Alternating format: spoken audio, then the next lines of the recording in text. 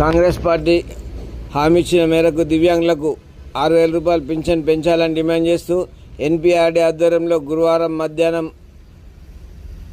2:30 గంటలకు ధర్నా నిర్వహించారు. ఈ సందర్భంగా వారు మాట్లాడుతూ పెన్షన్ 6,000కు పెంచకుండా వికలాంగులకు మోసం చేసిందన్నారు. రాష్ట్ర ప్రభుత్వం స్థానిక ఎన్నికల్లో వికలాంగులకు ప్రాతినిధ్యం కల్పించేందుకు అసెంబ్లీలో చట్టం చేయాలి. హామీలు అమలు చేయకపోతే స్థానిక సంస్థల ఎన్నికల ప్రభుత్వం తగిన గుణపాఠం చెప్తాం అని కలెక్టర్ కార్యాలయం ధర్నాలో పాల్గొన్న ఎన్పీఆర్డీ కార్యదర్శి కె యశోద హెచ్చరించారు. పెన్షన్ పెంచకుండా స్థానిక ఎన్నికల్లో కాంగ్రెస్ ఓడిపోవడం ఖాయమన్నారు.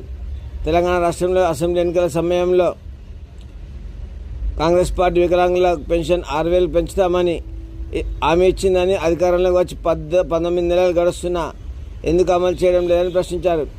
కాంగ్రెస్ పార్టీని గెలిపిస్తే 2023 డిసెంబర్ నుండి 6,000 రూపాయలు పెన్షన్ ఇస్తామని చెప్పిన ముఖ్యమంత్రి రేవంత్ రెడ్డి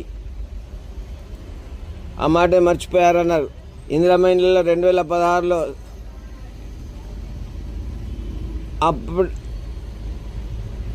ఆర్పిడి చట్ట ప్రకారం 20% అదనంగా ఇవ్వాలని డిమాండ్ చేశారు. వికలాంగుల చట్టాలు అమలు చేయడంలో అధికారులు ఎందుకు నిర్లక్ష్యం వహిస్తున్నారని అన్నారు. స్థానిక సంస్థల ఎన్నికల్లోపు పెన్షన్ పెంచకపోతే ఉద్యమాన్ని తీవ్రతరం చేస్తామని హెచ్చరించారు.